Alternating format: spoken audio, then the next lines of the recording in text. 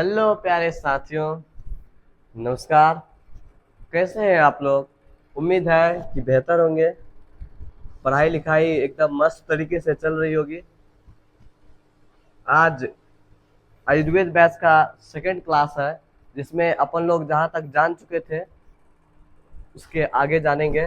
तो अपन लोग का आज से नया जो जो टॉपिक होगा वो स्टार्ट करेंगे, जिसका नाम है आवेश के प्रकार। आवेश के बारे में हमने पिछले क्लास में जान लिया था कि आवेश क्या होता है, आवेश का एसआई मात्रक क्या होता है, इन सारी चीजों के बारे में। ठीक है, तो आज अपन लोग जानेंगे कि आवेश के प्रकार कितने हैं, मतलब आवेश कितने टाइप का होता है। जैसे अपने लोग जाने थे कि सभी वस्तु में आवेश पाया जाता है, यहाँ तक तो पढ़ लिए थे। लेकिन अब उससे आगे जानते हैं कि आवेश सभी वस्तुओं में कितने रूपों में पाया जाता है। जैसे पृथ्वी पर मनुष्य दो रूपों में पाया जाता है, मतलब दो टाइप के जाति में पाया जाता है। एक जाति होता है नर का, एक जाति होता है नारी का। ठीक उसी तरह से कि आवेश भी जो है किसी भी वस्तु में दो रूपों में पाया जाता है। एक पाया जाता है धनात्मक आवेश के रूप में और एक पाया जाता है ऋणात्मक आवेश के रूप में।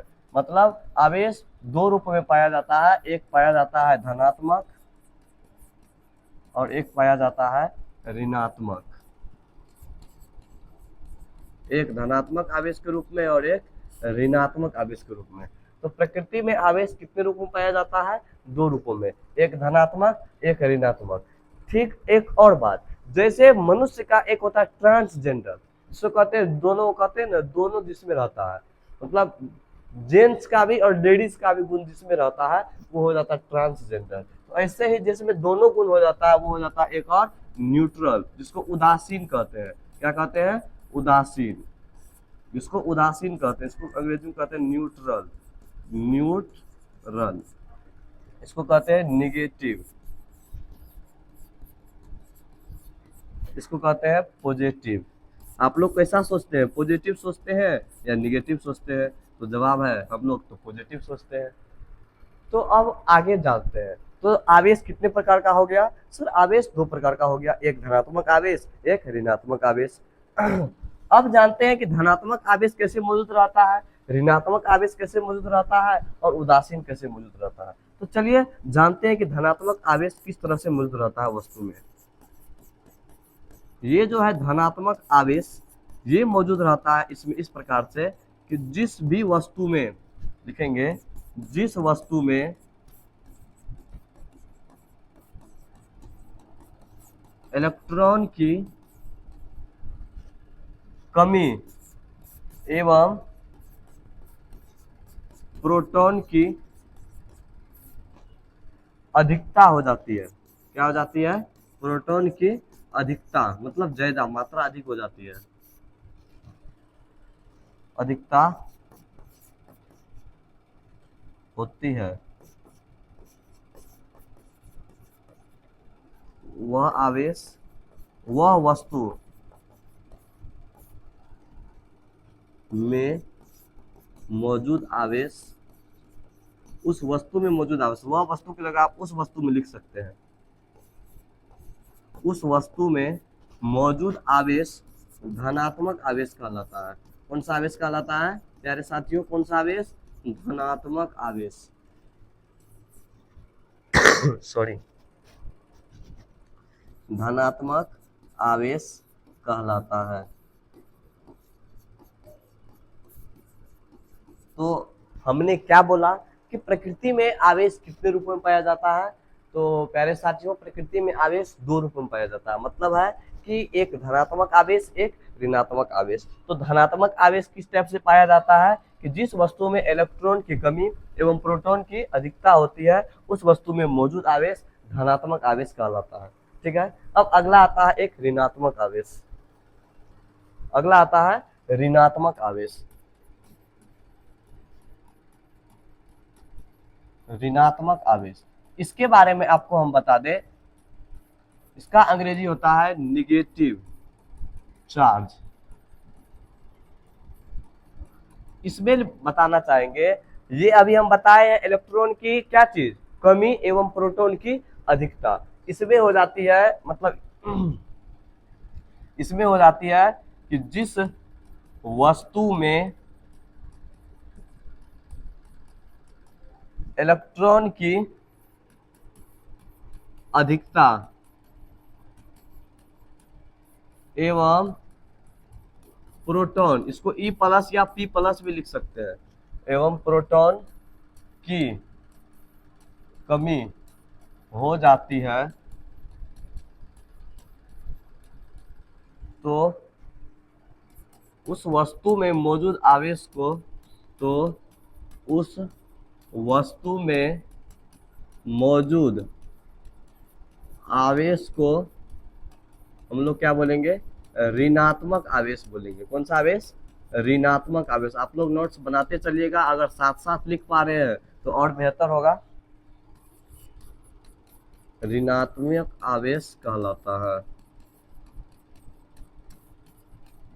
इसमें किसकी कमी होती है, किसकी अधिकता होती है, इलेक्ट्रॉन में और प्रोटॉन में। तो प्यारे साथियों, इसमें इलेक्ट्रॉन एवं प्रोटॉन में कमी हो जाती है। आपको किसकी, इलेक्ट्रॉन की कमी हो जाती है और प्रोटॉन की अधिकता हो जाती है। तो इसमें बोल देंगे कौन सा आवेश आ जाता है, ऋणात्मक आवेश। क्या ऐसा होता है, तो नहीं। ये हो गया आपको पॉजिटिव धनात्मक आवेश के लिए। जिसमें प्रोटॉन की अधिकता हो जाएगी वो हो जाएगा धनात्मक, और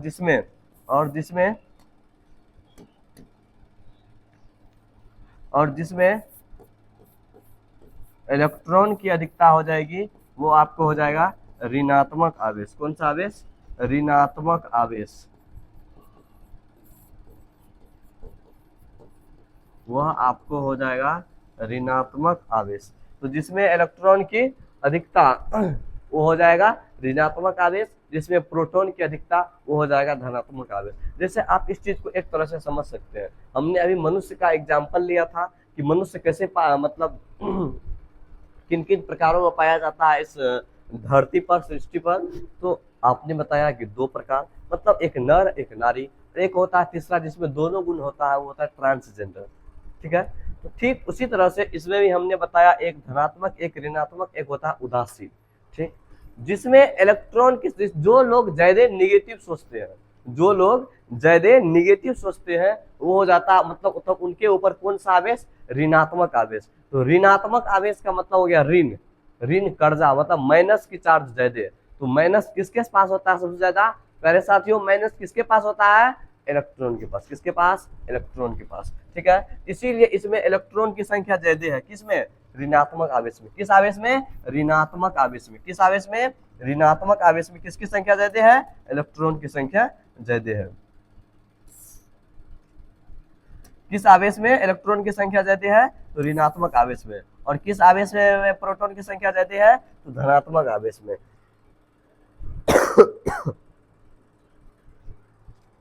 ठीक है, चलिए अब आगे जानते हैं। अब आगे है, ये था आपको आवेश के प्रकार। आवेश कितने प्रकार के हैं, तो आवेश 2 प्रकार के हैं। ठीक है, अब हो गया धनात्मक आवेश, हो गया ऋणात्मक आवेश हो गया। अब अगला अपन लोग का आता है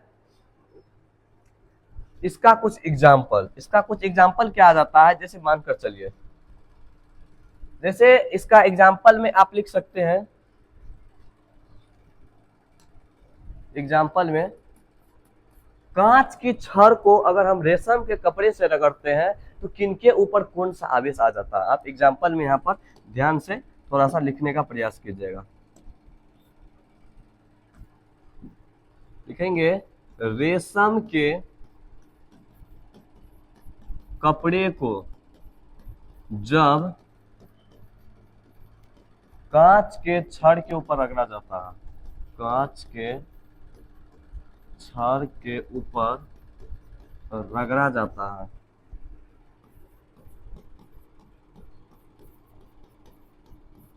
रगड़ा जाता है तो किनके ऊपर कौन सा आवेश, कांच के छड़ के ऊपर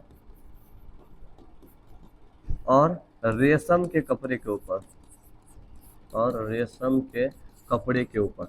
जब किसी 2 चीज को आप रगड़िएगा तो इस दोनों के भीतर पर कौन सा आवेश आएगा, इसके बारे में अपन लोग को जान देते हैं। तो जैसे हम एक दूसरे को इसके ऊपर रगड़ेंगे तो इस दोनों के ऊपर जो आवेश आ जाएगा प्यारे साथियों, वो आ जाएगा कांच के छड़ के ऊपर आ जाएगा आपको धनात्मक आवेश। कौन सा आवेश प्यारे साथियों, धनात्मक। पॉजिटिव आवेश। कैसे आएगा वो भी अभी हम बताते हैं। एक आएगा ऋणात्मक आवेश। कौन सा आवेश? ऋणात्मक आवेश, मतलब निगेटिव इंटीजर आ जाएगा। मतलब कि जब कांच के छड़ को और रेशम के कपड़े को एक साथ रगड़ेंगे तो कांच के छड़ के ऊपर धनात्मक आवेश और रेशम के कपड़े के ऊपर ऋणात्मक आवेश। मतलब हम कुछ समझे नहीं कैसे आया, क्यों आया, धनात्मक ही क्यों आया और ऋणात्मक ही क्यों आया, इसके बारे में अपन लोग अभी जानते हैं। जैसे कांच का छड़ है, मान लीजिए ये कांच का छड़ है और कांच का छड़ के ऊपर हम मान के चलिए रेशम का कपड़ा रगड़ते हैं। किस चीज का कपड़ा? रेशम का कपड़ा। अगल बगल तो कुछ कपड़ा दिख नहीं रहा है, अगल बगल कुछ कपड़ा नहीं लोक रहा है, ठीक है। तो हम मान कर चलिए हम अपने हाथ को ही क्या कर लेते हैं, रेशम का कपड़ा मान लेते हैं। रुकिए एक सेकंड, आप लोग वेट कीजिए।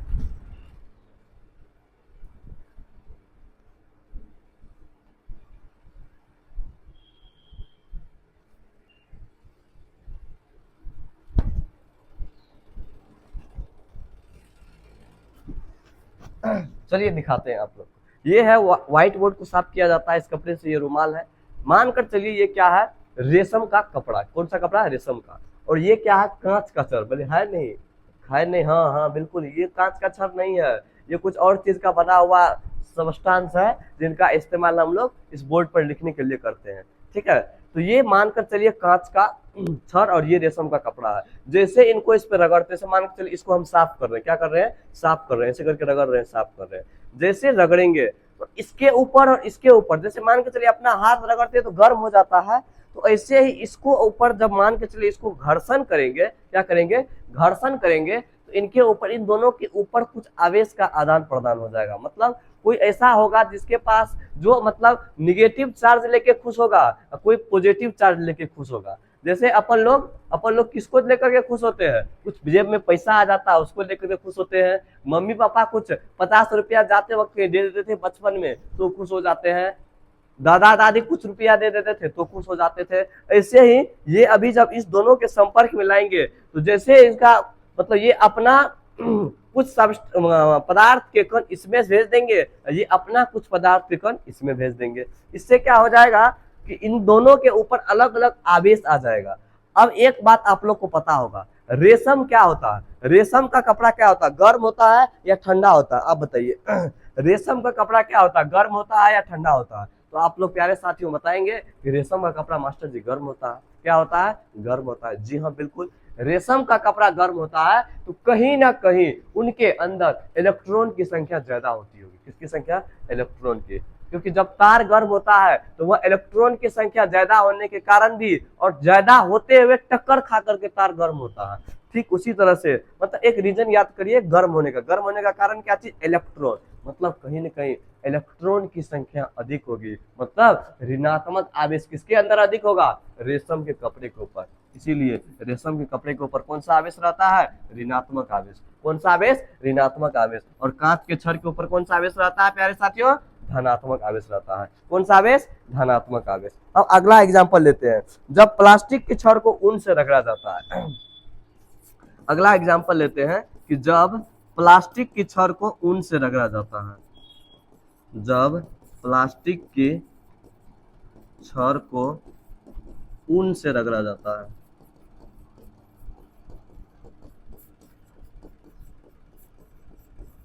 जब प्लास्टिक के छड़ को ऊन से रगड़ेंगे तो किनके ऊपर कौन सा आवेश आएगा? नंबर 1 प्लास्टिक के ऊपर।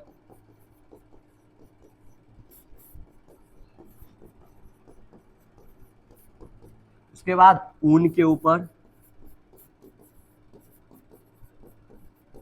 यहां पर थोड़ा सा रिवर्स हो जाता है, यहाँ पर कौन गर्म है? ऊन गर्म है। यहाँ प्लास्टिक क्या है? उतना गर्म सबस्टांस नहीं है। लेकिन लेकिन लेकिन जैसे इसको आप थोड़ा सा गर्मी के कांटेक्ट में लाइएगा तो ये प्लास्टिक थोड़ा सा पिघलने लग जाता है। जैसे नहीं कहते आग के संपर्क में लाइए तो वो एकदम सिकुड़ने लग जाएगा। कौन? प्लास्टिक। तो इसके पास ऊन से ज्यादा अट्रैक्ट करने की क्षमता है प्लास्टिक को गर्मी। किस चीज को? गर्मी। इसीलिए यहाँ पर प्लास्टिक के ऊपर कौन सा आवेश आ जाता है प्यारे साथियों? इसीलिए यहाँ पर प्लास्टिक के ऊपर जो आवेश आ जाता है, यहाँ पर आ जाता है आपको निगेटिव आवेश। कौन सा आवेश? निगेटिव। अबे निगेटिव चार्ज आ जाता है। प्लास्टिक के ऊपर कौन सा चार्ज? निगेटिव चार्ज और ऊन के ऊपर कौन सा चार्ज, पॉजिटिव चार्ज आ जाता है। आप इस चीज को ध्यान में रखते हुए याद रखिएगा। मतलब ऊपर वाला जो ट्रिक है कि रेशम का कपड़ा ज्यादा गर्म होता है इसीलिए उनके पास ऋणात्मक आवेश आ जाता है, लेकिन ठीक उसी के नीचे वाला ऊन का कपड़ा ज्यादा गर्म होता है तो उनके ऊपर धनात्मक आवेश आ जाता है। कौन सा आवेश आ जाता है प्यारे साथियों, धनात्मक आवेश आ जाता है।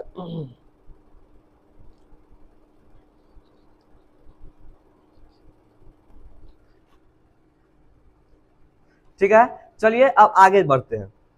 अब अपना अगला बात आती है, ये था अपन लोग का आवेश के प्रकार, धनात्मक आवेश, ऋणात्मक आवेश, कहां पर आवेश क्या पाया जाता है, किस टाइप से पाया जाता है। जहां पर भी घर्षण होगा, घर्षण होने के बाद अपन लोग का आवेश का आदान प्रदान एक दूसरे से होगा।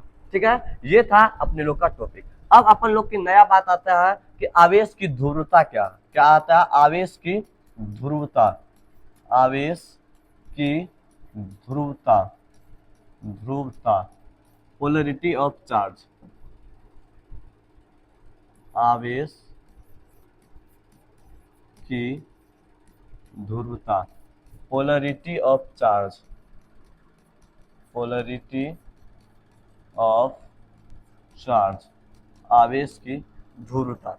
आप इस कथन से आपका क्या तात्पर्य है, आवेश की ध्रुवता से आप क्या समझते हैं।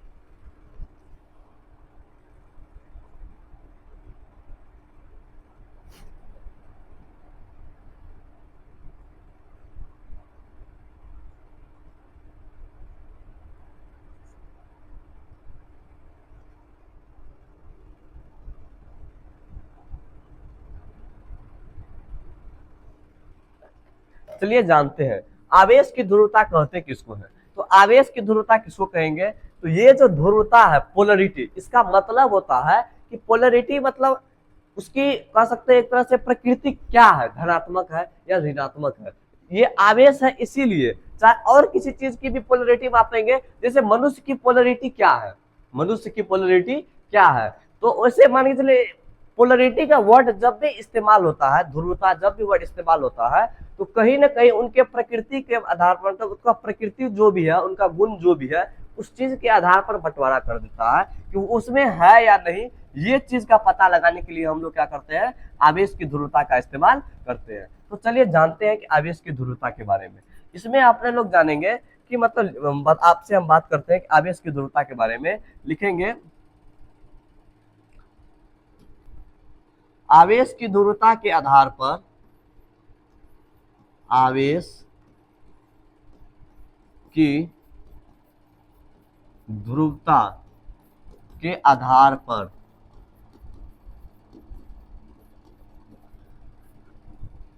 हम यह पता लगा सकते हैं कि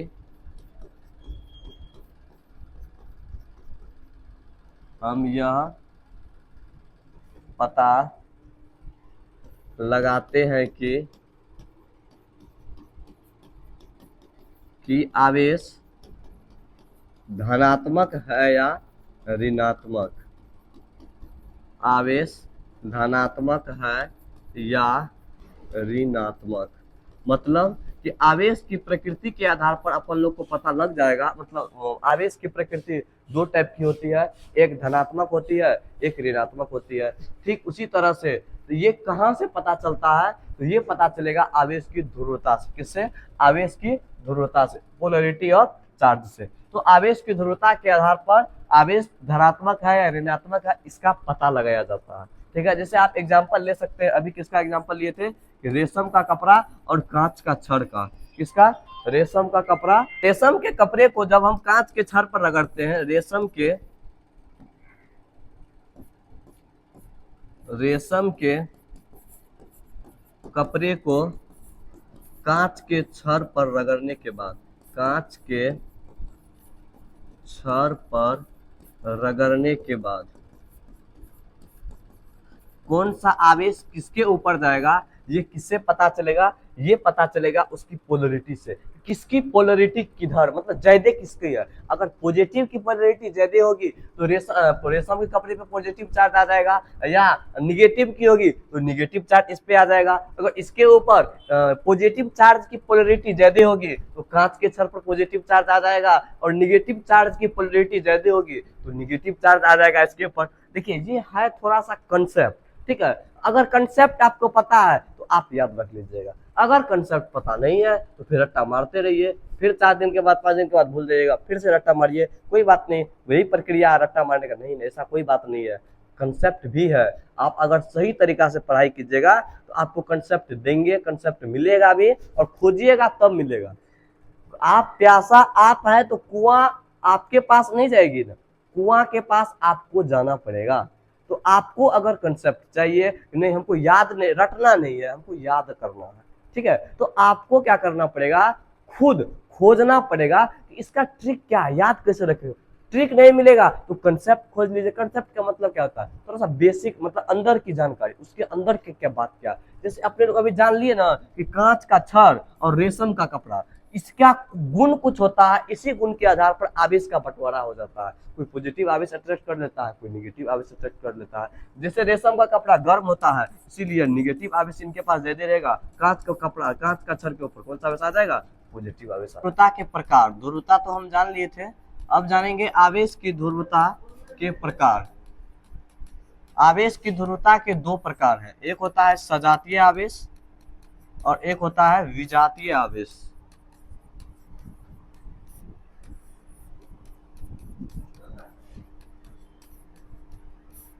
एक सजातीय आवेश, एक विजातीय आवेश। एक सजातीय आवेश, एक विजातीय, को अंग्रेजी में बोलते हैं लाइक चार्जेस, लाइक चार्जेस, और एक को बोलते हैं अनलाइक चार्जेस। एक को लाइक चार्जेस और एक को अनलाइक चार्जेस। ये सजातीय आवेश क्या होता है और विजातीय आवेश क्या होता है, तो अपन लोग 1 नंबर में हेडिंग डालिए सजातीय आवेश। इसके बारे में आप क्या जानते हैं, सजातीय आवेश के बारे में लिखिए, बताइए। आप लोग इस चीज को समझिए सजातीय आवेश के बारे में, कि जब 2 वस्तुओं को मानकर चलिए आपस में कंपेयर करेंगे, तो दोनों वस्तुओं के अंतराल में जो बल लगेगा दोनों वस्तुओं के ऊपर, अगर सेम आवेश रहेगा तो रिपेल का बल रहेगा, मतलब वो एक दूसरे को पुश करेगा, धक्का देगा, तू उधर जा और तू उधर जा। तो इस तरह का जो आवेश रहेगा उसको कहेंगे सजातीय आवेश। मतलब कि जब दोनों के ऊपर समान आवेश रहेगा, जैसे प्लस या तो प्लस, या तो माइनस या तो माइनस, मतलब दोनों ऊपर सेम आवेश। विजातीय आवेश का मतलब असमान आवेश, एक तो पे प्लस होगा तो एक पे माइनस, एक पे माइनस तो एक पे प्लस, मतलब एक जैसा रहेगा दूसरा उसका अपोजिट होना चाहिए। तो इस तरह का जो आवेश रहेगा उसको बोल देंगे विजातीय, और जो सेम आवेश रहेगा उसको बोल देंगे सजातीय आवेश। तो लिख सकते हैं कि जब दो वस्तुओं पर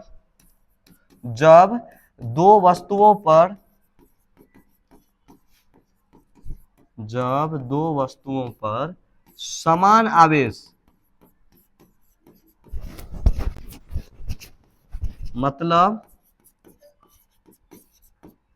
मतलब या तो प्लस प्लस या माइनस माइनस आवेश मौजूद हो,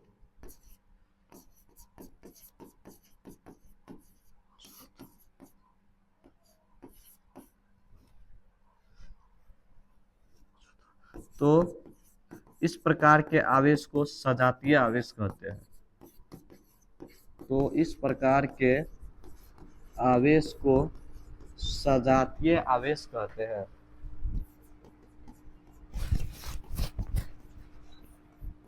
सजातीय आवेश कहते हैं। किसको सजातीय आवेश कहते हैं, कि जब दो वस्तुओं पर समान आवेश रहेगा उसको कौन सा आवेश बोलेंगे, समान आवेश, मतलब सेम सजातीय, सेम डिफरेंट विजातीय। एगो प्लस एगो माइनस सजातीय आवेश, विजातीय आवेश, एगो प्लस दूसरा भी प्लस सजातीय, एगो माइनस दूसरा भी माइनस सजातीय। तो ये था सजातीय आवेश। दूसरा है विजातीय आवेश, दूसरा है विजातीय आवेश, विजातीय आवेश, सजातीय आवेश हो गया, दूसरा है विजातीय आवेश जिसको कहेंगे अनलाइक चार्जेज।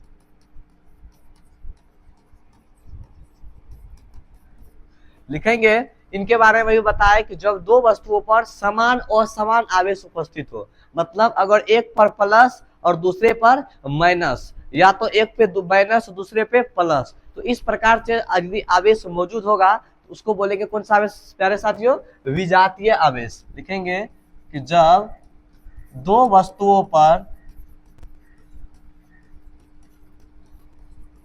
समान और समान आवेश मौजूद हो, समान और समान आवेश मतलब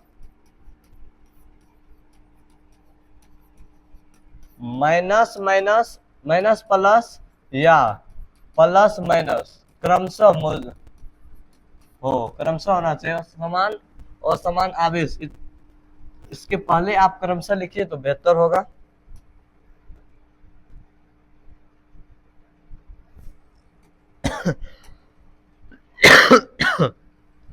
यहाँ आप क्रमशः लिख सकते हैं, क्रमशः मौजूद हो इस प्रकार से उत्पन्न आवेश को, इस प्रकार के आवेश को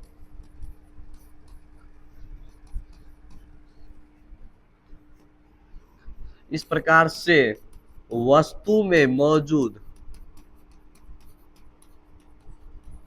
आवेश विजातीय आवेश कहलाता है।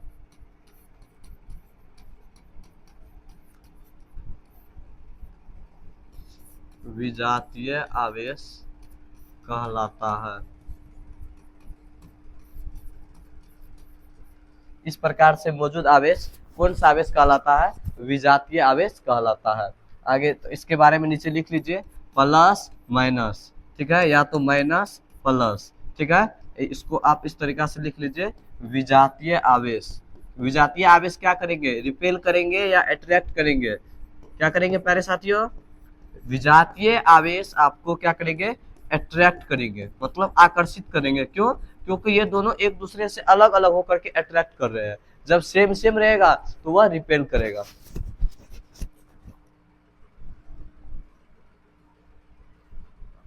यहाँ पर लिख लीजिए, जब प्लस प्लस चाहे माइनस माइनस दोनों इस टाइप का रहेगा तो वह रिपेल करेगा, मतलब वह रिपेल करेगा, ठीक है। चलिए आगे बढ़ते हैं। ये था अपना सजातीय आवेश और विजातीय आवेश। अपना टॉपिक आवेशित वस्तु। आवेशित वस्तु से आप क्या समझते हैं, आवेशित वस्तु कहते किसको है, आवेशित वस्तु, चार्ज्ड बॉडी।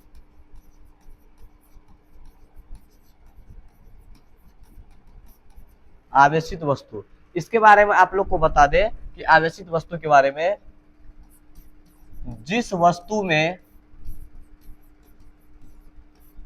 इलेक्ट्रॉन की मात्रा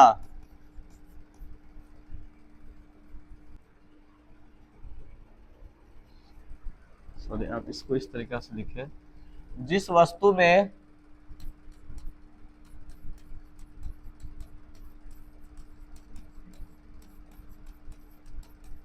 आवेश उपस्थित रहता है या मौजूद रहता है,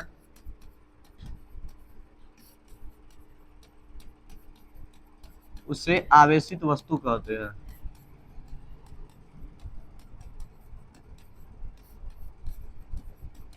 उसे आवेशित वस्तु कहते हैं।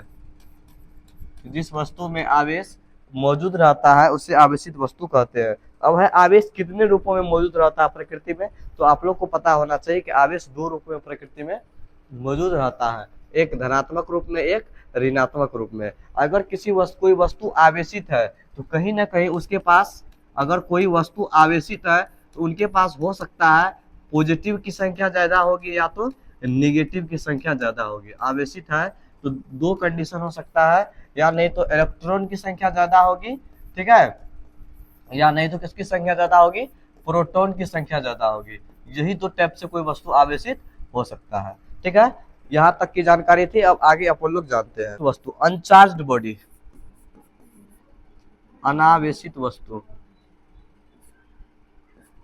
अनावेशित वस्तु, अनचार्ज्ड बॉडी, अनचार्ज्ड बॉडी। इसके बारे में लिखिए कि जिस वस्तु में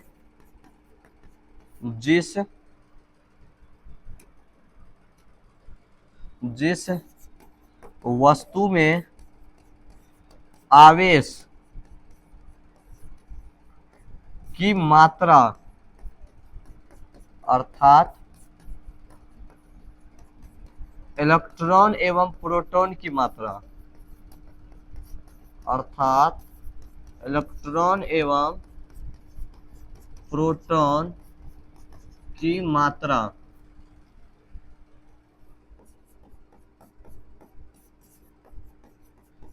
की मात्रा समान होती है, तो इस प्रकार से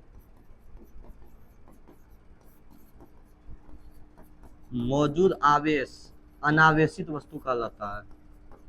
जिस वस्तु में इस प्रकार से आवेश मौजूद होगी वो हो जाएगी अनावेशित। मतलब जब प्लस माइनस मिल करके क्या हो जाएगा, जीरो हो जाएगा। मतलब वो इसके ऊपर कोई भी चार्ज नहीं बचेगा, अनावेशित वस्तु कहलाती है।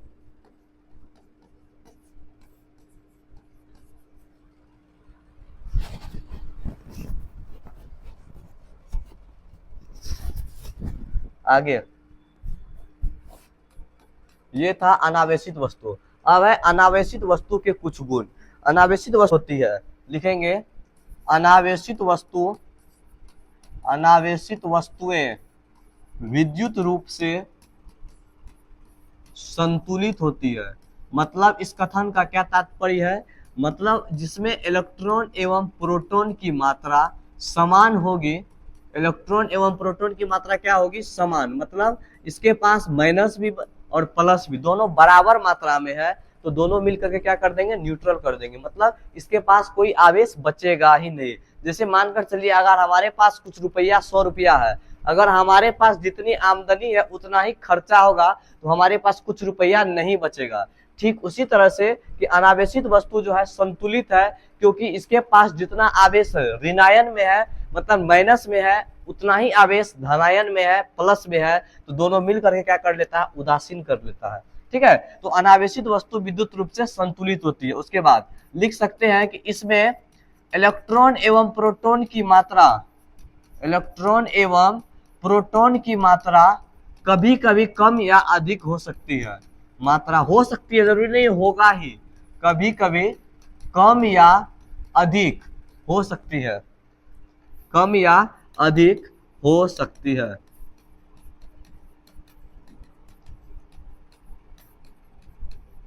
ये था आपको अनावेशित वस्तु के बारे में और आवेशित वस्तु के बारे में। ठीक है, अब यहाँ पे अपना ये टॉपिक खत्म होता है। अगला टॉपिक है अपना स्वर्ण पत्र विद्युत दर्शी। हेडिंग डालिए एकदम मजेदार तरीके से, स्वर्ण पत्र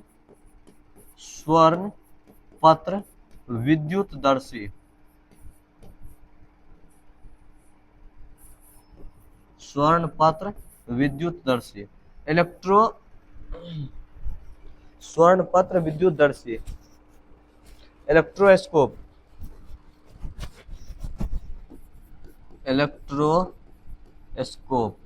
विद्युत दर्शी के बारे में जानेंगे।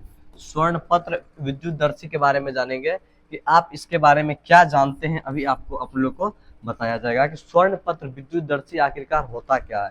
जैसे मान कर चलिए कहीं पर किसी वस्तु में, जैसे मान इस वस्तु में हमको आवेश का पता लगाना है। किस वस्तु में, इस वस्तु में आवेश मौजूद है या नहीं है तो कितना है, इस चीज का पता लगाना है मान के चलिए अपने लोगों को। तो कैसे इनका पता लगाएंगे, ये चीज आप थोड़ा सा हमारे और कि हमारी बातों को सुनने का प्रयास कीजिएगा। कि मानकर चलिए ये वस्तु है, पहला चीज देखेंगे कि ये वस्तु बना किस चीज का, कौन से मेटल धातु का बना हुआ है। कौन से मेटल का बना हुआ है ये वस्तु। जैसे मान के चलिए हो सकता है एल्युमिनियम का बना हो सकता है तांबा का बना हो सकता है कॉपर का बना हो। तो इस तरह से अपने लोग जान सकते हैं कि ये वस्तु किस चीज का बना हुआ है।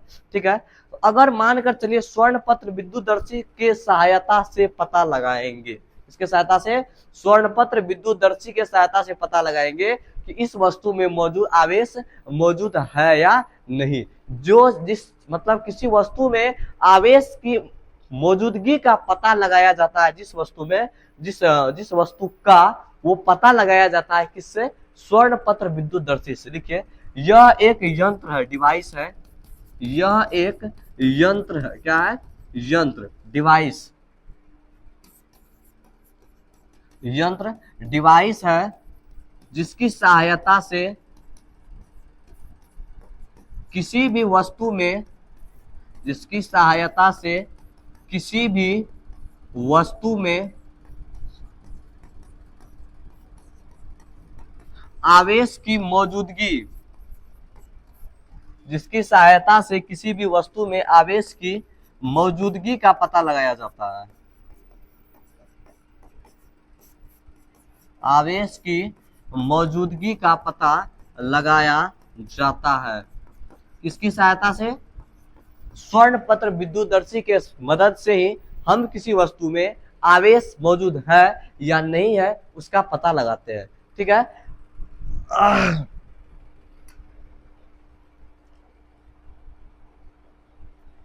अब आता है स्वर्ण पत्र विद्युतदर्शी की संरचना के बारे में। किसके बारे में, स्वर्ण पत्र विद्युतदर्शी की संरचना।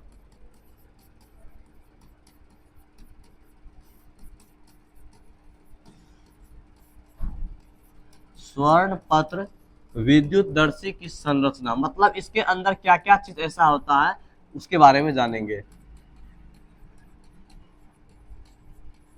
स्ट्रक्चर ऑफ इलेक्ट्रोस्कोप, स्वर्ण पत्र विद्युतदर्शी की संरचना के बारे में जानेंगे।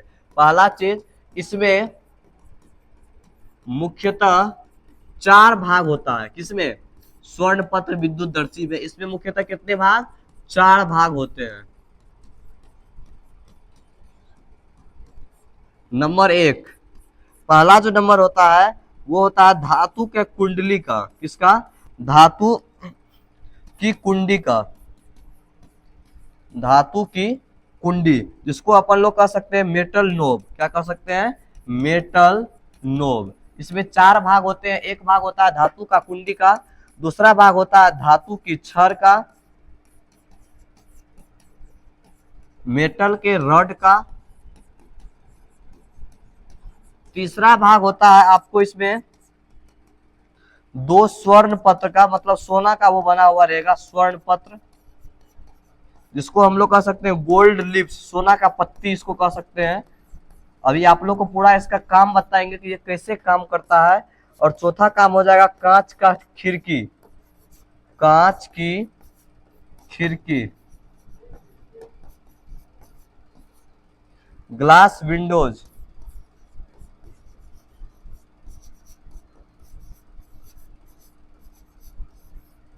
मतलब ये 4 जो पार्ट है, एक है धातु की कुंडी, दूसरा है धातु की छड़, तीसरा है 2 स्वर्ण पत्र और चौथा है कांच की खिड़की। मतलब ये जो स्वर्ण पत्र विद्युतदर्शी है, क्या है, स्वर्ण पत्र विद्युतदर्शी, ये जो इनका स्ट्रक्चर आप अगर बनाने का प्रयास करें तो एक छोटा सा स्ट्रक्चर हम आपको बना देते हैं। आप इस तरह से समझिए, यहाँ पे थोड़ा सा ढक्कन टाइप का होता है, यहाँ पर मेटल का रॉड लगा हुआ रहता है, इसी से कनेक्टेड रहता है। यहाँ पर 2 सोना के पत्ती आप कह सकते हैं, इस तरह से रहता है 2 सोना की पत्ती। यहीं पर मान के चलिए कोई वस्तु आप जैसे सटाते हैं, अगर इसमें आवेश मौजूद रहेगा तो ये जो 2 सोना की पत्ती है, किसकी पत्ती, सोना की पत्ती, किसी का पति नहीं है, ये पत्ती है, पत्ती, पत्तियां, 2 सोना की पत्ती जो है, जैसे आप इसमें कोई वस्तु सटाते हैं, अगर उसमें आवेश मौजूद रहेगा तो या तो रिपेल करेगा या तो अट्रैक्ट करेगा। अगर मानकर चलिए इसमें कोई आवेश मौजूद होगा, कंपेयर करेंगे तब आवेश का मौजूदगी का कौन सा आवेश है पता लगा पाएंगे। मतलब सर हम कुछ समझे नहीं, इसके बारे में आपको रियली बताते हैं। देखिए अगर मानकर चलिए यहाँ पर सोना की पत्ती लगा हुआ है, देखिए इसमें क्या क्या चीज है, पहला धातु का कुंडी है, दूसरा धातु का छड़ है, तीसरा 2 स्वर्ण पत्र है। ये देखिए ये 2 स्वर्ण पत्र, ये हो गया आपको धातु का छड़, यहाँ रहता है धातु का कुंडी, ठीक है। अगला रहता है कांच का खिड़की। ये जो पैक किया हुआ है सर सबस्टांस, ये आपको कांच से पैक किया गया। किससे? कांच से। हम एज ए फिगर आपको हाथ से बनाने का प्रयास करके बेहतर समझाने का काम कर रहे हैं। देखिए ये जो कांच से बना हुआ है, यहाँ पर 4 चीज बांट दिए। पहला चीज क्या क्या चीज? कांच से बना हुआ खिड़की होना चाहिए, दूसरा धातु का रॉड होना चाहिए, तीसरा धातु की कह सकते हैं कुंडी होना चाहिए, और 2 स्वर्ण पत्र होना चाहिए। होगा कैसे स्वर्ण पत्र विद्युतदर्शी का काम? तो यहाँ से समझिए, ये जो वस्तु है, मान के चले वो वस्तु अगर हम इसके संपर्क में लाते हैं, या तो टच कराते हैं या संपर्क में लाते हैं। किसके संपर्क में लाते हैं कोई वस्तु को? ये जो कुंडी है धातु के ऊपर में, किसका कुंडी है? धातु का कुंडी। इस धातु का कुंडी के संपर्क में जैसे कोई वस्तु लाते हैं, जैसे इसको छूता है, तो नीचे जो पत्ती लगा हुआ है सोना का, ये पत्ती या तो फैलेगा या सिकुड़ेगा। या क्या करेगा? फैलेगा, सिकुड़ेगा। अगर मानकर चलिए इसमें आवेश मौजूद है प्लस, क्या मौजूद है? प्लस। और ये जो लोहा मान के चलिए धातु है, धातु में क्या मौजूद रहता है? तो सबसे ज्यादा मान के चलिए धातु में मौजूद रहता है इलेक्ट्रॉन, मौजूद रहता है धातु में, एक्टिवेट रहता है इलेक्ट्रॉन ज्यादा मात्रा में। तो इसके पास मेनली माइनस चार्ज रहता है।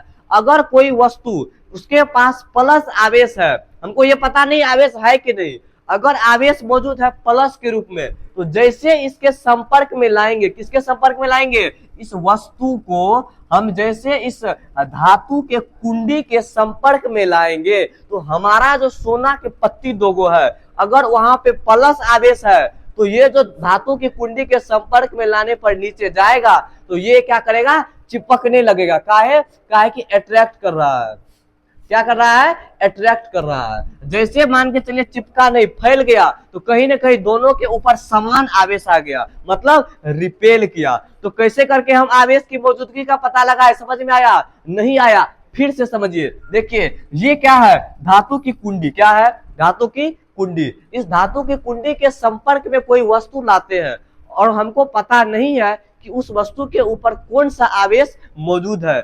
आवेश मौजूद है कि नहीं ये भी पता नहीं है। क्यों? क्योंकि आवेश मौजूद रहेगा तभी न कहेंगे चाहे पॉजिटिव होगा या निगेटिव होगा। तो पहले हम ये पता लगाएंगे कि आवेश मौजूद है कि नहीं है। तो जानिए आप इस बातों को, जैसे हमको ये पता लगेगा कि आवेश मौजूद है कि नहीं, तो हम क्या करेंगे? ये जो धातु का कुंडी है, कुंडी माने कि जैसे गेट लगाते हैं ना, गेट का कुंडी होता है हैंडल, वैसे ही यहाँ पे कुंडी लगा होता है धातु का। किसमें? स्वर्ण पत्र विद्युतदर्शी में। जैसे यहाँ धातु का कुंडी लगा होता है, अगर कोई वस्तु है, जैसे मान के चलिए हमारा मोबाइल फोन, मोबाइल फोन को जैसे ये मोबाइल फोन, इस मोबाइल फोन को जैसे इसमें सटाने का प्रयास करेंगे, तो अगर मानकर चलिए ये जो सबस्टांस है मोबाइल का, अगर मानकर चले ये भी धातु का बना रहा, तो कहीं ना कहीं इसमें कौन सा आवेश मौजूद मैक्सिममली रहता है? ऋण आवेश। और ये जो शीट है धातु का पतला सा, ये भी कौन सा आवेश मौजूद रहता है इसके अंदर? धातु में। धातु मैंने कौन सा आवेश? सीधा याद रखिए, धातु के अंदर मेनली कौन सा आवेश मौजूद रहता है? तो ऋण आवेश। कौन सा आवेश? ऋण आवेश। तो जैसे इसके संपर्क में लाएंगे, मतलब इधर भी ऋण माइनस, उधर भी माइनस, तो माइनस माइनस मिलकर क्या करेगा? अट्रैक्ट करेगा या रिपेल करेगा? तो मास्टर जी ये तो रिपेल करेगा। क्या करेगा? रिपेल करेगा। जैसे ये रिपेल करेगा, तो सोना की जो पत्ती है वो फैलेगी या सिकोड़ेगी? बोलिए मेरे साथ, फैलेगी या सिकोड़ेगी? क्या होगा? फैलेगी। क्या होगी? फैलेगी, नो कि सिकुड़ेगी। काहे? कि अट्रैक्ट किया या रिपेल किया? तो ये है रिपेल किया। क्या किया? रिपेल किया। समझ में आया? चलिए, ये था आपका स्वर्ण पत्र विद्युतदर्शी कैसे काम करता है। इसमें मुख्यतः कितने भाग होते हैं? ये 4 भाग होते हैं। धातु की कुंडी, धातु का छड़, 2 स्वर्ण पत्र, और तीसरा है कांच का खिड़की। ठीक है। एग्जाम में ये क्वेश्चन हो सकता है आपको ऑब्जेक्टिव में पूछ दे, सब्जेक्टिव में ये नहीं पूछता है। बहुत करेगा तो इसमें पूछेगा कि धातु स्वर्ण पत्र विद्युतदर्शी में कितने पार्ट होते हैं, कितने भाग होते हैं। ये नहीं पूछेगा चारों का नाम, बहुत कम चांस है पूछने का, लेकिन सबसे मेन चांस है ऑब्जेक्टिव में पूछ सकता है कि स्वर्ण पत्र विद्युतदर्शी के कितने भाग होते हैं। ऑप्शन 1 2 3 4, तो आपका करेक्ट आंसर क्या हो जाएगा? Option number D, donkey, D for donkey, ये आपका करेक्ट आंसर होगा। हो सकता है ये पूछ दे, लेकिन एक पार्ट और है जो आपको दिमाग में रखना है कि स्वर्ण पत्र विद्युतदर्शी का उपयोग क्या क्या क्या सब है। स्वर्ण पत्र विद्युतदर्शी, स्वर्ण पत्र विद्युतदर्शी के प्रमुख उपयोग।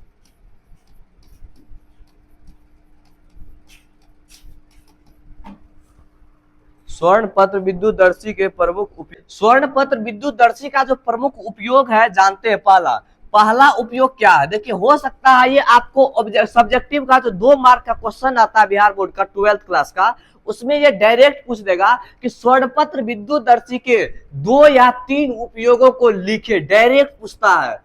हो सकता है आपके एग्जाम 2026 में जो आप एग्जाम दीजिएगा उस एग्जाम में डायरेक्ट ये क्वेश्चन आ जाए कि स्वर्ण पत्र विद्युतदर्शी का 2 या 3 उपयोग मेनली पूछा जाता है। ज्यादा नहीं पूछेगा, मात्र 2 या 3 उपयोग जो आपको दिमाग में बैठा करके रखना है। तो 2 या 3 उपयोग को कम से कम याद कर लीजिएगा। हम लिखाने के लिए तो आपको 4 या 5 उपयोग दिखाएंगे, लेकिन आप 2 या 3 उपयोग क्या कीजिएगा? याद कर लीजिएगा, रख लीजिएगा। हो सकता है ये आपके एग्जाम में पूछा जा सकता है। पहला नंबर क्या उपयोग है कि आवेश का पता लगाने में। किस चीज का? आवेश का, जो कि अभी हम आपको समझाए हैं कैसे उनका उपयोग करेंगे आवेश का पता लगाने में। ठीक है। दूसरा उपयोग आवेश के प्रकार या प्रकृति को निर्धारण करने में। आवेश के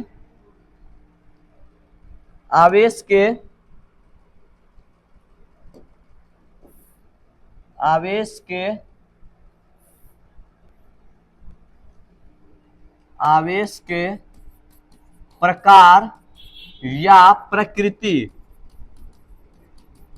का निर्धारण करने में।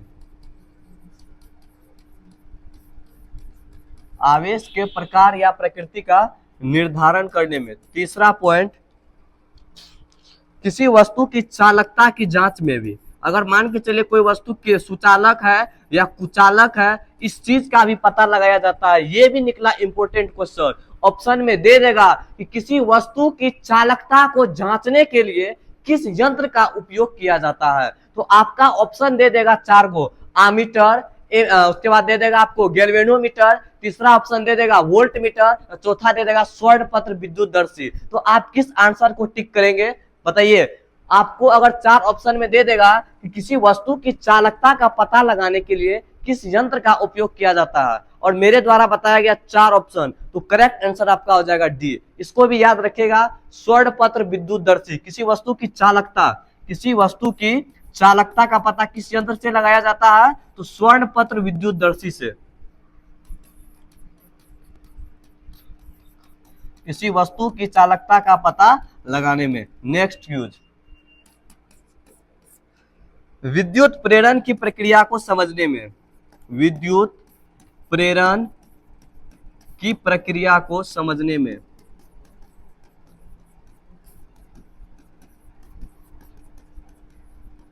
विद्युत प्रेरण की प्रक्रिया को समझने में। ठीक। नेक्स्ट, अगला,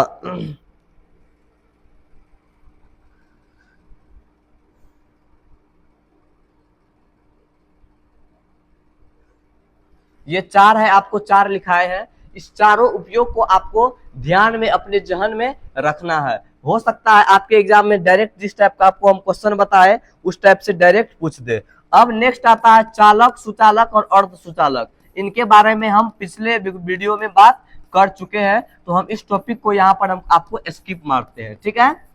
सुचालक, कुचालक एवं अर्ध सुचालक, मतलब चालकता के बारे में यहाँ जब बात खुला तो किसी पदार्थ का चालकता का पता किससे लगाया जाता है, किस यंत्र से लगाया जाता है, तो आपका करेक्ट आंसर होना चाहिए क्या चीज? स्वर्ण पत्र विद्युतदर्शी। ठीक है।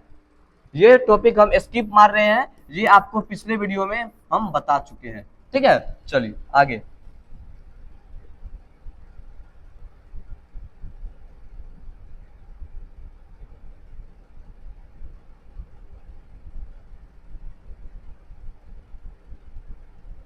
अगला है, अब अपना लोग का नेक्स्ट टॉपिक है अर्थिंग। किन चीज? अर्थिंग। अर्थिंग क्या होता है इसके बारे में आप लोग अब बेस्ट तरीका से हमसे जानने का प्रयास करेंगे। What is earthing? अर्थिंग जिसको हिंदी में कहते हैं भू संपर्क, भू संपर्क, भू संपर्क, अर्थिंग। इससे आप क्या समझते हैं? देखिए अर्थिंग का उपयोग अपने लोग कहाँ करते हैं, ये अर्थिंग होता क्या है? यह एक सुरक्षा यंत्र है। क्या है? सुरक्षा यंत्र। मतलब जैसे अपने लोग का सुरक्षा करने के लिए, समाज का सुरक्षा करने के लिए किसको रखा गया है? प्रशासन को, पुलिस विभाग को। ऐसे ही ये जो बिजली है, करंट है, इस करंट से सुरक्षा प्रदान करने के लिए अपने लोग को अर्थिंग का इस्तेमाल करना चाहिए। किसका इस्तेमाल? अर्थिंग का। इसीलिए इसको एक सुरक्षा यंत्र के नाम से भी जाना जाता है। किससे सुरक्षा? चोरों से सुरक्षा के लिए नहीं है अर्थिंग, चोरों से सुरक्षा के लिए नहीं है, गुंडों से सुरक्षा के लिए नहीं है। किससे सुरक्षा के लिए है? विद्युत से, बिजली से, करंट लगने से सुरक्षा करने के लिए है। कौन सा चीज? अर्थिंग। अब बताइए कि अर्थिंग का इस्तेमाल करते कैसे हैं अपन लोग? अर्थिंग का कैसे इस्तेमाल करते हैं? तो जैसे मान कर चलिए अर्थिंग को हम लोग क्या करते हैं, जैसे मान चलिए हमारे घर में फ्रीज लगा है, ठंडा ठंडा पानी पीने के लिए, फ्रीज में सब्जी, बस यहाँ सब्जी रखने के लिए, बासी खीर रखने के लिए, सेवई रखने के लिए, वो जो फ्रीज रखा है, कभी कभार अपना नन्ना मुन्ना बच्चा जो है खेलते खेलते जाता है, अगर फ्रीज में कोई टेक्निकल इशू तो नहीं आएगा, क्योंकि वो टेक्नोलॉजी तो है नहीं, उसके अंदर विद्युत का इस्तेमाल किया गया है। जो फ्रीज में कोई खराबी आ गया, और खराबी आने के कारण अगर फ्रीज में करंट आ जाता है, क्या आ जाता है?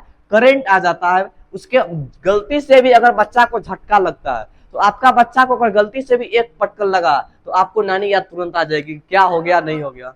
ठीक है, तो उसके बारे में अभी आप जान लीजिए कि अगर वो करंट न लगे, उसकी सुरक्षा के लिए घर में लगाया जाता है क्या चीज? अर्थिंग। क्या लगाया जाता है? अर्थिंग। ये अर्थिंग क्या करता है कि ये जो आपका कहीं पर अगर शॉर्ट सर्किट होने की वजह से करंट आएगी, तो ये करंट क्या करेगा कि आपका कनेक्शन अगर तार का अर्थ के साथ है, तो ये अर्थिंग का प्रतिरोध का मान ज्यादा होता है। धरती का 1000 ओम प्रतिरोध होता है। प्यारे साथियों, धरती का प्रतिरोध कितना होता है? तो 1000 ओम। कितना ओम? 1000 ओम। जब इनका प्रतिरोध का मान ज्यादा होता है, तो प्रतिरोध का मान जब ज्यादा होता है, तो यह छोटा मोटा करंट जो झटका लगने वाला रहता है, उनको यह अपनी ओर आकर्षित करके धरती में समाहित कर लेता है। किसी के पास 1000 रुपया है, किसी के पास 1 रुपया है, तो 1000 वाला लात मारेगा तो 1 रुपया कहां जाके गिरेगा पता चलेगा? ऐसे ही है कि 1000 ओम जब धरती के पास है, तो कुछ छोटा मोटा जो करंट लगता है झटका, वो करंट शॉर्ट सर्किट की वजह से आता है फ्रिज में। और वही शॉर्ट सर्किट का जो करंट है, अगर आप घर में अर्थिंग यूज किए हैं, क्या यूज किए हैं? अर्थिंग। तो जब आप घर में अर्थिंग यूज किए हुए रहिएगा, तो वो जो शॉर्ट सर्किट का करंट है वो धरती के अंदर चला जाएगा, समाहित हो जाएगा। इससे क्या होगा कि आपका जो उपकरण है, विद्युत उपकरण, चाहे फ्रिज हो, चाहे पंखा हो, या कोई अदर उपकरण हो, वो आपको खराब होने से बच जाएगा। तो और भी, और आपको झटका लगभग नहीं लगेगा। इसके इस्तेमाल किसका करने से? अर्थिंग का इस्तेमाल करने से। किसका इस्तेमाल? अर्थिंग का। तो क्या आप अपने घरों में अर्थिंग लगवाना पसंद कीजिएगा या नहीं कीजिएगा? बताइए। पसंद तो कीजिएगा, क्या है कि आपका बच्चा सुरक्षित रहेगा, आप सुरक्षित रहिएगा, आपकी पत्नी सुरक्षित रहेगी। तो इस तरीका से अर्थिंग का इस्तेमाल करना चाहिए या नहीं करना चाहिए? तो करना चाहिए। तो आज से घर में अर्थिंग लगाना स्टार्ट कर दीजिए। नहीं लगा है तो लगवाइए। ठीक है, तो चलिए इसके बारे में अब डिफिनेशन लिखते हैं। लिखिए, यह एक सुरक्षा यंत्र है। क्या है? सुरक्षा यंत्र। आगे लिखिए, यह एक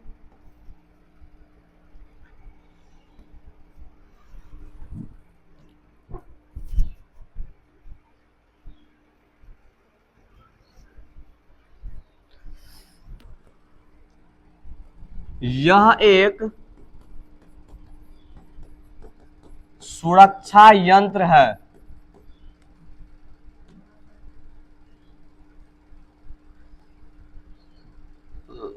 यह एक सुरक्षा यंत्र है जिसका उपयोग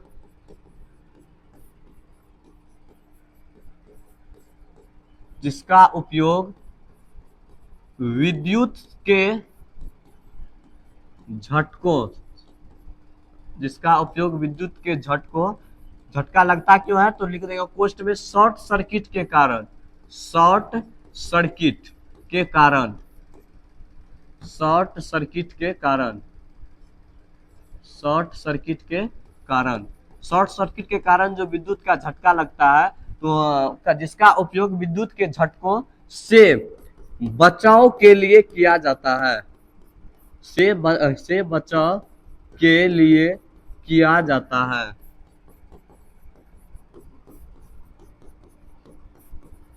है, इस प्रकार के विद्युत उपकरण को इस प्रकार के यंत्र को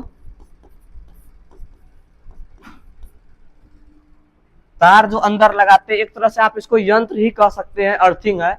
अर्थिंग को एक मतलब एक मशीन टाइप का ये होता नहीं है, बशर्ते एक तार अलग से देना पड़ता है जिसको हम लोग अर्थ से कनेक्ट करते हैं, उसको बोल सकते हैं अर्थिंग। तो यह कह सकते हैं इस प्रकार के यंत्र को, अब हम यंत्र ही नाम दिए हैं तो इस प्रकार के यंत्र को हम लोग बोलेंगे अर्थिंग। क्या बोलेंगे? अर्थिंग कहते हैं इसको। ठीक है, ये था आपका अर्थिंग। अब आगे आता है अर्थिंग का उपयोग क्या क्या सब है। ठीक है,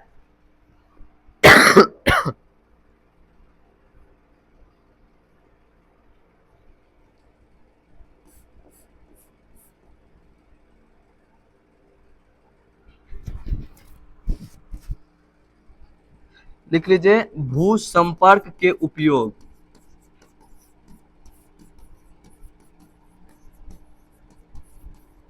भू संपर्क के उपयोग, पहला नंबर है विद्युत झटका से सुरक्षा देता है। नंबर 1 विद्युत झटकों से सुरक्षा, विद्युत झटकों से सुरक्षा। दूसरा नंबर है अत्यधिक वोल्टेज से सुरक्षा, अत्यधिक वोल्टेज से सुरक्षा, अत्यधिक वोल्टेज से सुरक्षा। तीसरा नंबर है विद्युत सर्किट से सुरक्षा, विद्युत का जो शॉर्ट सर्किट होता है उससे आपका सुरक्षा करता है कौन सा? अर्थिंग। ठीक, चौथा नंबर है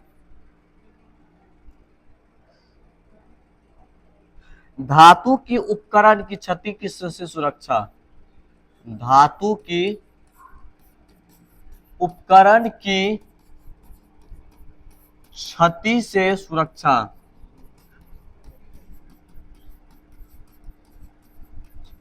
इस तरह से उपयोग कीजिएगा, मतलब धातु अर्थिंग का उपयोग ये है कि आप अगर अर्थिंग का उपयोग कीजिएगा तो आपको इन सभी चीजों से क्या होगी? सुरक्षा मिलेगी। ठीक है, तो ये था अपना टॉपिक अर्थिंग। एक इंपॉर्टेंट पॉइंट है अर्थिंग के बारे में, वो आप स्टार दे करके लिख सकते हैं। लिखिए भू संपर्क तार को पृथ्वी में, भू संपर्क तार को पृथ्वी में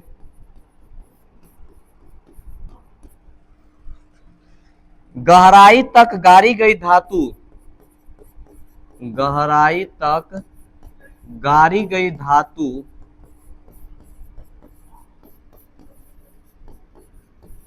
गहराई तक गाड़ी गई धातु की प्लेट या छड़ से जोड़ा जाता है, प्लेट या छड़ से जोड़ा जाता है,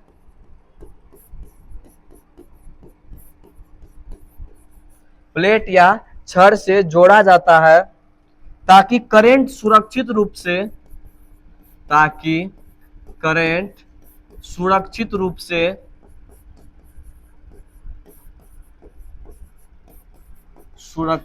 से पृथ्वी में प्रभावित हो सके। बताए थे आप लोग को इसके बारे में, कैसे करंट अंदर जाता है, पृथ्वी में प्रवाहित हो सके, पृथ्वी में प्रवाहित हो सके। चलिए अब आता है कि विद्युत में तार को किस तरीका से जोड़ते हैं, मतलब घर में अगर विद्युत की आपूर्ति करते हैं तो कितने प्रकार के तार उसके घरों में अपने लोग जोड़ते हैं। चलिए जानते हैं, अगला अपना टॉपिक होना चाहिए। लिखिए घरों में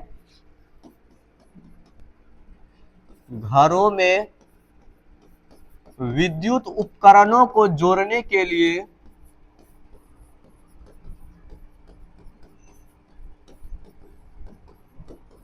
घरों में विद्युत उपकरणों को जोड़ने के लिए 3 तार का उपयोग किया जाता है।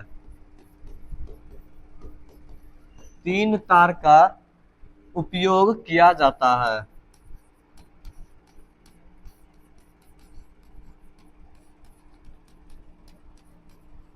तीन तार का उपयोग किया जाता है। एक होता है विद्युन्मय तार, विद्युन्मय तार। दूसरा आता है उदासीन तार,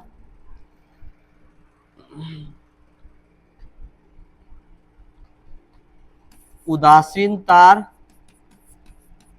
और एक आता है भूसंपर्क तार, जिसको अपने लोग अभी अर्थिंग के बारे में जाने थे, भूसंपर्क तार। यह एक सुरक्षा यंत्र भी कह सकते हैं एक तरह से। ये उपाय है, न कि यंत्र है, लेकिन आप लोग को हम उपाय यंत्र बता दिए हैं, तो उससे कोई दिक्कत नहीं है। आप इसको यंत्र के अगर यंत्र भी बोलिएगा तो यंत्र भी चलेगा, ऐसा नहीं है नहीं चलेगा, यंत्र भी चल सकता है। ठीक है। विद्युन्मय तार, उदासीन तार और होता है भूसंपर्क तार। तो ये जो विद्युन्मय तार है उसको हम लोग बोलते हैं फेज वायर। कौन सा वायर? फेज वायर या लाइव वायर भी इसको कहते हैं। कौन सा वायर? फेज वायर या लाइव वायर। सेकंड होता है न्यूट्रल वायर।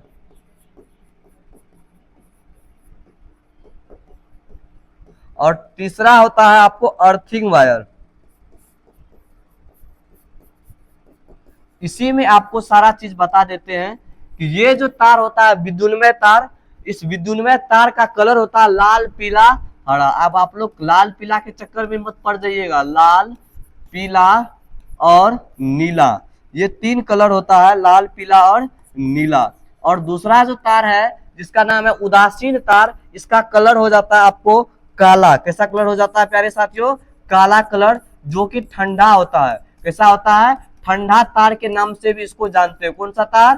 ठंडा तार। और जो विद्युन्मय तार होता है फेज वायर, इसको हम गर्म तार के नाम से भी जान सकते हैं। कौन सा तार? गर्म तार। अगला आता है भूसंपर्क तार। इसका हो जाता है आपको हरा कलर। कैसा कलर? हरा रंग का यह तार होता है। ठीक है। ये हो जाता है आपको अर्थिंग। ये किस कलर का होता है? हरा कलर का। ये जो होता है उदासीन तार, ये किस कलर का होता है? काला कलर का। इसको ठंडा तार के नाम से भी जानते हैं। और अगला आता है विद्युन्मय तार, फेज वायर या लाइव वायर। इसको गर्म तार के नाम से भी जानते हैं। नहीं कहता है वो गर्म एगो ठंडा, मिल के खाओ देसी देसी अंडा ठंडा, जो भी कहिए आप लोग, वो आप लोग का काम है। तो लाल, पीला, नीला, इसके चक्कर में नहीं पड़ना है। और ये कलर कैसा, किसका कलर होता है? गर्म तार का कलर होता है लाल, पीला, नीला। लाल, पीला, नीला, हरा, इसके चक्कर में नहीं पड़ो जल्दी। अब आगे आता है फेज वायर। फेज वायर का कौन सा तार बोलेंगे प्यारे साथियों? इसको बोल देंगे अपने लोग गरम तार। कौन सा तार? गरम तार, फेज वायर। इसके बारे में जानते हैं। नंबर 1 फेज वायर का करता है विद्युत धारा, करंट जो है इसी तार के माध्यम से कोई विद्युत उपकरण तक पहुंचता। लिखेंगे इसी तार के माध्यम से, इसी तार के माध्यम से किसी भी उपकरण तक, किसी भी उपकरण तक विद्युत धारा पहुंचता है। इसी तार के माध्यम से किसी भी उपकरण तक विद्युत धारा पहुंचता है।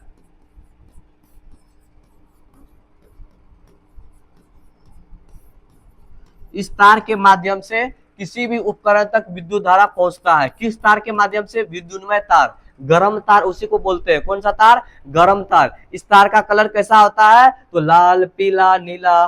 कैसा कलर? लाल, पीला, नीला। बीच में हरा मत बोलना, क्या कि हरा कलर किसका होता है? अर्थिंग का। किसका? अर्थिंग का। काला कलर किसका होता है? उदासीन तार का या ठंडा तार का। ठीक है। चलिए अगला इसका पॉइंट है, इसमें सामान्यतः कितना वोल्टेज होता है प्यारे साथियों? तो 220 वोल्ट से 240 वोल्ट। कितना वोल्ट? 220 वोल्ट से 240 का वोल्ट वोल्टेज होता है। किसका? किसमें? कौन सा तार में? विद्युन्मय तार में। ठीक है। चलिए आगे बढ़ते हैं।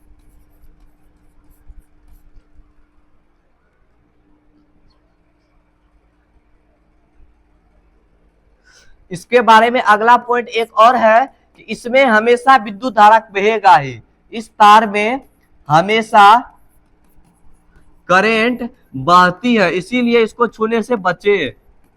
हमेशा करंट बहती है, इसको किसी भी समय आप छुइएगा तो आपको झटका लग सकता है। हमेशा इस तार में हमेशा करंट बहती है, स्पर्श करने पर झटका लग सकता है, अर्थात इसको छूते ही आपको झटका लग सकता है। छूने पर झटका लग सकता है।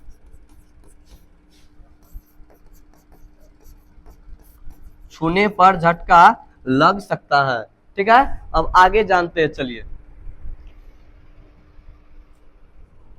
ठीक है, चलिए अब जानते हैं उदासीन तार के बारे में। ये था इसका गर्म तार के बारे में कुछ इंपोर्टेंट पॉइंट। अब अगला इंपोर्टेंट पॉइंट आता है उदासीन तार के बारे में। किसके बारे में? उदासीन तार के बारे में। उदासीन तार के बारे में। उदासीन, जैसे आप लोग उदास रहते हैं, ऐसे ही उदासीन तार है जो उदास रहता है। क्या? उदासीन तार, नाम से ही लगता है उदास रहता है। कोई धोखा दे देगा तो उदास रहेगा, तो ऐसे ये उदासीन तार है जो उदास रहता है। इसका अन्य नाम कह सकते हैं हम लोग ठंडा तार। जिसका कलर कैसा होता है प्यारे साथियों? तो इसका कलर होता है काला। कैसा होता है? काला, जो कि आप लोग नहीं है, काला कलूटा। चलिए, उदासीन तार। उदासीन तार के बारे में अब इंपॉर्टेंट बात है, उसको लिखिए उदासीन तार के बारे में कि नंबर 1, पहला, इसमें वोल्टेज जो होता है लगभग शून्य होता है। इसमें उदासीन तार में हो सकता है एग्जाम में ये आपके ऑब्जेक्टिव में आ जाए, निम्न में से किस तार का वोल्टेज शून्य होता है, लगभग शून्य होता है? ऑप्शन ए विद्युन्मय तार, ऑप्शन बी उदासीन तार, option C earthing wire, earthing तार, चौथा none of this. Option number कौन सा करेक्ट होगा प्यारे साथियों? कमेंट में टाइप करें कौन सा ऑप्शन। ऑप्शन नंबर बी, मतलब ये जो ऑप्शन होगा आपका ऑप्शन नंबर बी करेक्ट होगा। तो इसको याद रखिएगा, इसमें वोल्टेज कितना होता है? शून्य होता है। कितना वोल्टेज होता है? शून्य होता है। किस तार में वोल्टेज 220 से 240 वोल्ट होता है? विद्युन्मय तार में। किस तार में? विद्युन्मय तार में। इसको देखिए, जो चीज हम ऑब्जेक्टिव बना के दे रहे हैं तो समझ जाइए इसका जरूरत है। किसका जरूरत है? जिस चीज का ऑब्जेक्टिव आपको दे रहे हैं वो इंपॉर्टेंट है, उसको याद रखने का पूर्णतः प्रयास कीजिए। किस तार में वोल्टेज 220 वोल्ट से 240 वोल्ट के बीच होता है? तो आपका आंसर होना चाहिए विद्युन्मय तार। उसका कलर कैसा होता है? उसका कलर हो जाता है लाल, पीला और नीला। कैसा कलर होता है? लाल, पीला और नीला। किस तार का कलर? विद्युन्मय तार का, जिसको हम लोग गर्म तार भी कहते हैं। कौन सा तार? गर्म तार। और इसके बीच वोल्टेज कितना होता है प्यारे साथियों? 220 वोल्ट से 240 वोल्ट का। इस तार में हमेशा करंट बहता है, जिसको छूने पर झटका लगता है। ऐसा कौन सा तार है? तो आंसर होगा विद्युन्मय तार। और इसके बारे में जानिए अभी उदासीन के बारे में। इसमें वोल्टेज शून्य होता है। अगला, इसमें कोई आवेश मौजूद नहीं रहता है। सामान्यतः इसमें कोई आवेश मौजूद नहीं रहता है। सामान्यतः आवेश मौजूद नहीं रहता है। सामान्यतः आवेश मौजूद नहीं रहता है। अगला, विद्युत उपकरण में दोष के कारण, इसमें लिखिए विद्युत उपकरण में अगर कोई दोष होता है उसके कारण, पूरा आपको पॉइंट लिखा देते हैं। विद्युत उपकरण में दोष के कारण, विद्युत उपकरण में दोष के कारण यदि धारा लीक हो जाती है, मतलब कहते हैं करंट लीक हो जाता है। जैसे आप लोग का वो लेटर वाला बात कहीं लीक हो जाता है ना, फलना को लेटर लिखे थे, फलना ने, चिल्ला ने वो चीज लीक कर दिया कहीं तीसरा आदमी के पास, तो ऐसे ये लीक हो जाता है करंट। कौन लीक हो जाता है? करंट। तो विद्युत उपकरण में दोष के कारण यदि करंट लीक हो जाती है, धारा लीक हो जाती है, जैसे पेपरों लीक हो जाता है, आपका लिखा हुआ लेटर वो लीक हो जाता है, कैसे काम चलेगा?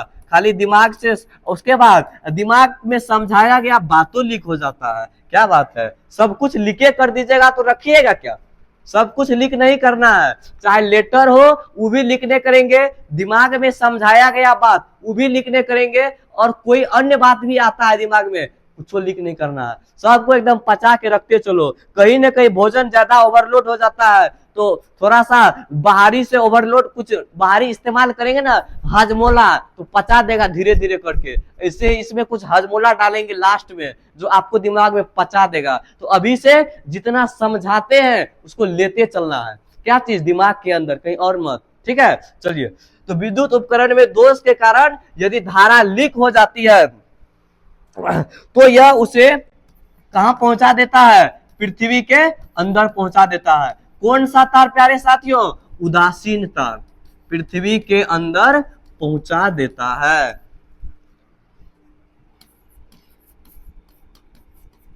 पृथ्वी के अंदर पहुंचा देता है। चलिए अगला पॉइंट,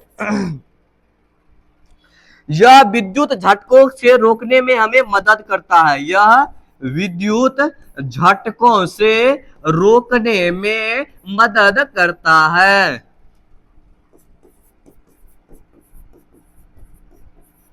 यह विद्युत झटकों से रोकने में क्या करता है, मदद करता है, ठीक है। चलिए अब एक और नेक्स्ट तार रह गया, उदासीन तार बात कर लिए, अब नेक्स्ट तार रह जाता है आपको ठंडा तार। कौन सा तार, ठंडा तार, काला तार जिसको हम लोग कहते हैं। कौन सा तार, काला तार। इसके बारे में बात नहीं किए हैं, चलिए इसके बारे में बात कर लेते हैं। सॉरी, इसमें आपको ये लिखा दिए, एक पॉइंट पीछे वाला लिखा दिए है, यह विद्युत झटकों से रोकने में मदद करता है। ये किसका कार्य है, ये अर्थिंग का है। किसका है, अर्थिंग का। ये इसमें नहीं है जो ऊपर वाले लिखा है। कौन सा तार में, उदासीन तार में। ये उदासीन तार में आपको हो जाएगा कि यह विद्युत परिपथ को पूरा करता है। यह विद्युत परिपथ को पूरा करता है। यह विद्युत परिपथ को पूरा करता है। तो ये था आपका क्या चीज, उदासीन तार के बारे में। और ये जो बीच में लिखा दिया ये है अर्थिंग के बारे में, ठीक है। चलिए अर्थिंग के बारे में इससे पहले भी हम बात कर चुके हैं। अब अपन लोग जानेंगे आवेशन की विधियां। अब क्या जानेंगे प्यारे साथियों, आवेशन की विधियां। मतलब कोई वस्तु को आप आवेशित करते, अभी हम बताए थे आवेशित वस्तु कहते किसको है, अनावेशित वस्तु किसको कहते हैं, ये सारी चीजें हम आपको अभी बता चुके हैं। तो अब अपने लोग जानेंगे कि किसी वस्तु को अगर हम आवेशित कर रहे हैं तो कितने प्रकार से, कितने विधि से हम किसी वस्तु को आवेशित कर सकते हैं। तो हमारी बातों को ध्यान से सुनिएगा, एकदम दिमाग को स्थिर करके, कहीं और दिमाग नहीं दौड़ने लगे, अगल बगल झांकने का प्रयास मत कीजिएगा। हो सकता है कोई आपका दिमाग को बेचकर लेके चला जाए। तो दिमाग को स्थिर रखने के लिए इस्तेमाल कीजिएगा। वेट कीजिए, आपसे मिलते हैं 10 मिनट के